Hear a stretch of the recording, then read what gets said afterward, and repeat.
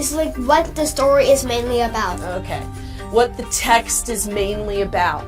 The teacher could simply have defined the word on behalf of the students. Instead, what the teacher did was invite those learners to create a word map to make their own points of reference. Let's check out this strategy to leverage prior knowledge. Now let me ask you a question. Have we heard the word claim this year? Yes. Absolutely, right? In any lesson, there are core terms and ideas that every student must understand in order to be successful in that learning. The teacher needs to be certain that the core information, terminology, or ways of thinking about an idea are consistently and evenly understood within the class.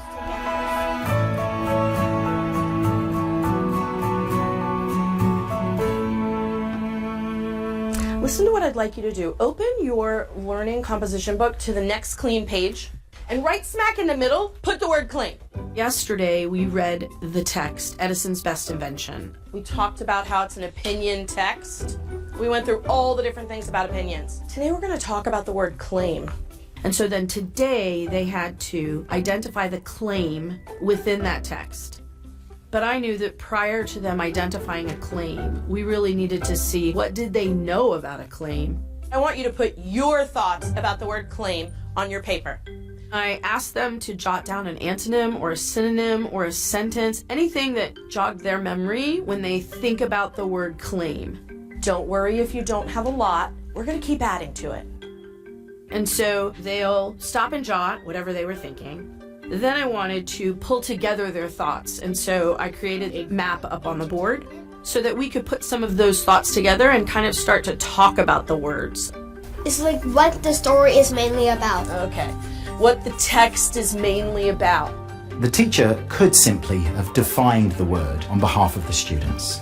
Instead, what the teacher did was invite those learners to create a word map to make their own points of reference. It also enabled her to see whether or not there were any real-time misconceptions or misunderstandings of the term. In our curriculum, they say that a claim is a position an author takes on a subject. What? You know what this is? It's also an opportunity to build community, build a community of learners who are learning together. And when you have moments like this, when it's just flowing really nicely, left, right, these are those moments, these are those low risk moments for students that offer them the opportunity to put their voice in the room. Go ahead and try, step out there, because, you know, often there's going to be students who enter the doors of your classroom they've been burned. You know, a lot of students are hesitant to even attempt to answer because when I was in the classroom, they would say, I don't want to sound dumb. I don't want to look dumb, because they were so fearful that they would give the incorrect answer. But I love this because, like I said, it's very low risk. We're really having a conversation. And once you hear just left and right, you hear everyone is comfortable just throwing an answer out.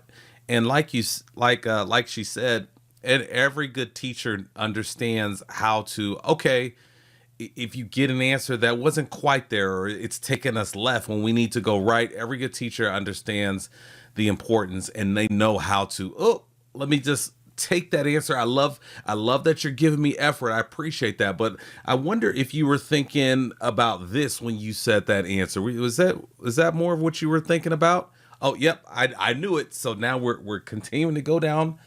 We're continuing to go right when we need to go right.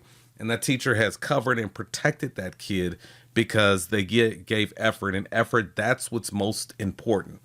Because as a teacher, what you can do with that effort is you can guide that effort. You can mold that effort so that eventually the student ends up where they're supposed to, because it's through that feedback. It's through that feedback the student has the opportunity to try again with better information.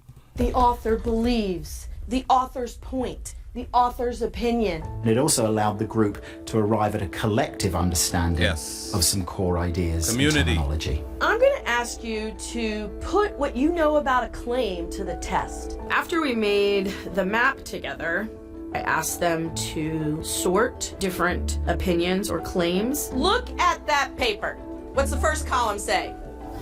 I like that. What a claim is. This is a claim, and what a claim is not. And if you can do this successfully, then you got it. First column say? Everybody, what's the second column say? Inside your Ziploc bag, you have exactly that. Claims and not claims. And look at the 8 or 9 different statements and decide, were they claims or were they not claims? And to talk about what they thought. Broccoli is a green vegetable that grows in the garden. Claim. I mean, not claim. I also challenged some of the kids. Could you add a word to make this sentence an opinion? Everyone should bring Legos on the weekends. Oh. That's an opinion. Yes, it is. Yes, it is. Asking students what would have to happen to this phrase in order for it to become a claim is an excellent question to ask. In order to answer that question, students must rationalize their thinking. In so doing, they're making explicit their own definition of why a claim is what it is. Hey, boys and girls, pat yourselves on the back. Oh, wow, that was incredible. And what I also love about this is she's doing exactly what she's supposed to do in terms of how to teach kids to think. Kids need to learn, they need to acquire skills so that they can think for themselves and formulate their own opinions. That's what we are supposed to do. As I see, my camera is off here. But yes, we want students to construct their own opinion, but they need to know how. And that's why they come to school, so that they can always go through that process of acquiring new information and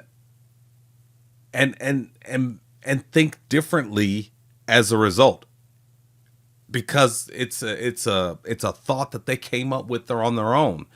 And so that's why I get so frustrated when I see over at my other YouTube channel where I cover education news. It's called Bird Links. I get so frustrated when I see stories about teachers who are doing the opposite of that and trying to encourage kids to agree with them on political issues, on social issues.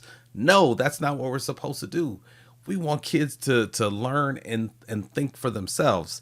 So I really like this exercise. This is nice. What I will do is I'll also link to the video so that you can watch that video in its entirety. But it's just a very, very a simple activity that you can use to really hammer home an idea and make sure the students have it, and also check for understanding along the way. So this is solid. I like this.